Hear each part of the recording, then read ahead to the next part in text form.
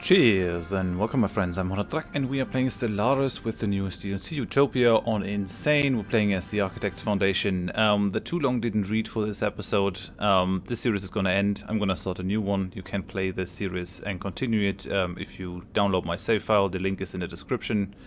I'm sorry for that, and the rest of the video is going to be spent talking about what I learned during this game. I'm going to give my apologies for why the series has been what it has been, and I'm going to give my reasons why I am going to end the series and I'm going to start a new one. The new one is going to be up an hour after this one, this video, I think.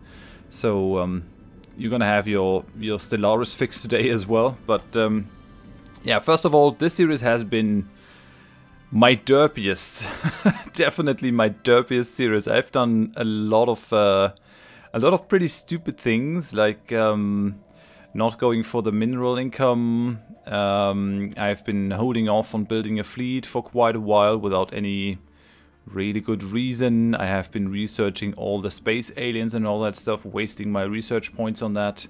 There have been a lot of problems. I've been building buildings that I then have not been using and all that. I have been neglecting the Unity for a long time, and I do apologize for that. I'm sorry. I know that it is pretty frustrating as a viewer when you watch a Let's Play and you see the Let's Player just do stupid stuff.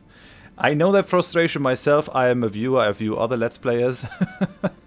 And the thing is, if you're recording, then you're not quite as focused on the game as when you're playing just for yourself off camera, because I not only have to think about what I'm doing in-game, but I also have to think about the next 2 or 3 steps that I'm gonna do. I have to deliver a commentary that is engaging, and I have to also think about the pacing and all that, planning out my strategy. There's a lot going on in my head, which is why Let's Playing, if you ever tried it, try to record a good Let's Play video, it is pretty exhausting, especially if you're not used to it, because you have to juggle a lot of stuff in your mind.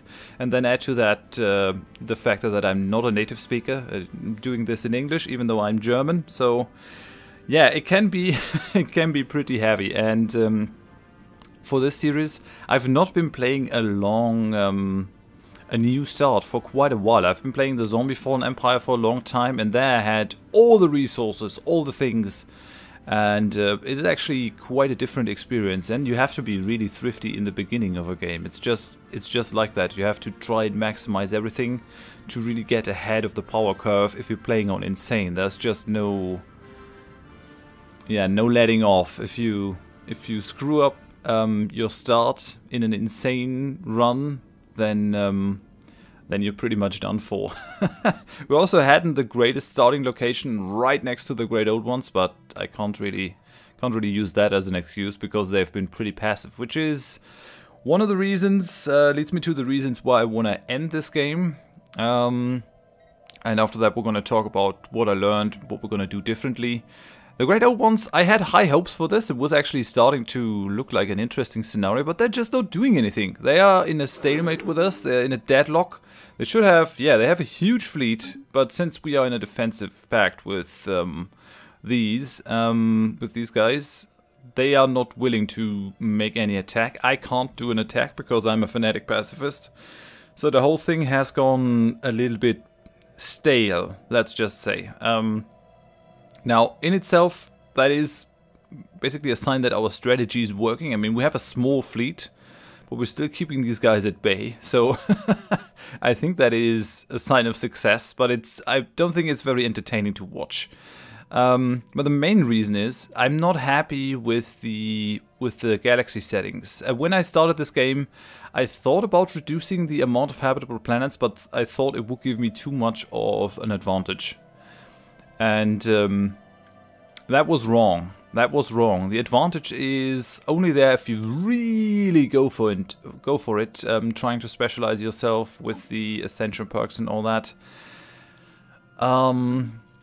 So I think it is a justified advantage at that point, because you're foregoing other bonuses like getting a big empire and a huge fleet for trying to go build tall. But there's nothing that really forces me to do this in this game. I could just go wide and colonize all these planets and reach my directly controlled systems limit easily with all these planets around us. I think I've taken too few AI empires as well for this size of galaxy. So what I'm going to do in my next game is I'm going to start a galaxy with the minimum amount of habitable worlds and see if that creates a more interesting setting, a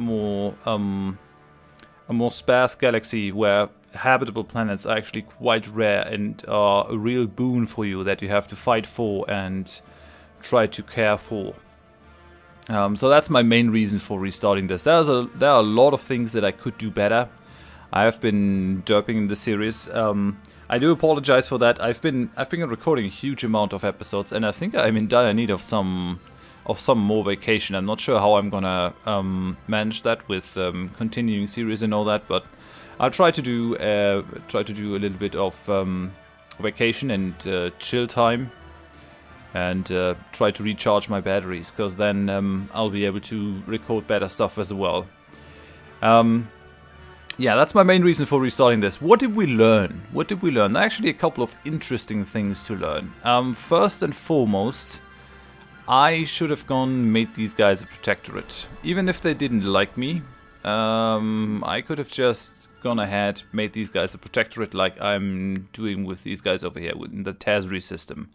Then all that border outpost nonsense wouldn't really have been necessary. I mean, they could still colonize and gone in that direction. Even vassals can now colonize. But that would have brought them under my control instead of having such an odd empire that is still technologically inferior right next to us and a potential threat. I think that's preferable to have them. And if you catch them soon enough, then you can actually go for the ethics change, for the infiltration. I think that might be a good thing.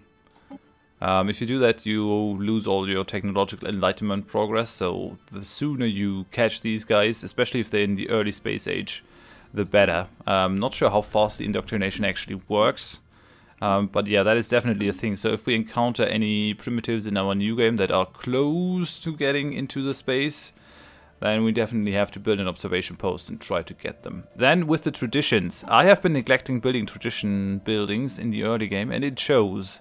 It definitely shows. What I also should not have done is filling out the discovery tree just like that.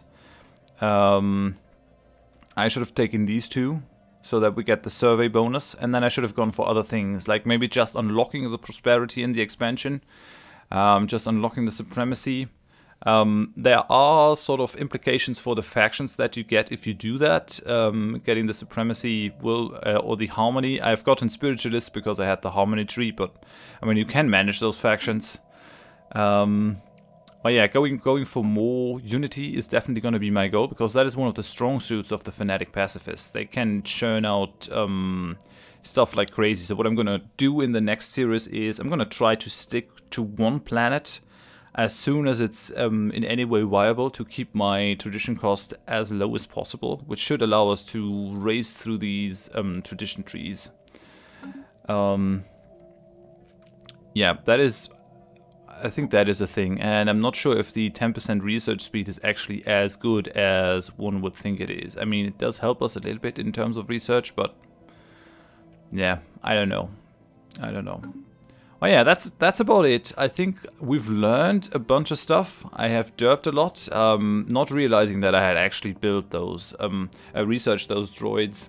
That was that was a hilarious moment, but yeah, I do apologize for that. But yeah, we're gonna restart, and we're gonna do it all new, and I'm pretty sure that that's gonna be a way better series. I'm gonna go for a 1,000-star galaxy with the minimum amount of habitable planets. And then we can see if we really gonna go tall, if we really can go tall, if it's a viable strategy. I just want to try it out. It is something that really does interest me, and hopefully we won't have the Great Old Ones as our neighbors.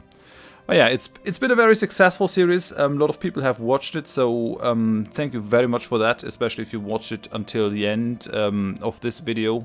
Thank you very much. Let me know in the comments if you actually did. If you enjoyed the series, if you enjoyed this video, then please leave one last like. If you didn't tell me why in the comments, I've been reading the comments. One thing that I'm going to implement is we're going to have longer episodes in the next series. I'm going to make them at least half an hour long, so that we can actually get stuff done. 20 minutes, yeah. Sometimes it's good. It can work for Stellaris if it's more action-packed, but I think the fact that we're playing pacifists sort of stretches out the gameplay a little bit, because we're not doing as much warfare, so not as much is happening, so I think 30 minutes is the better choice there. If you have any additional comments, stuff that you want to suggest or anything, then please leave it in the comment section.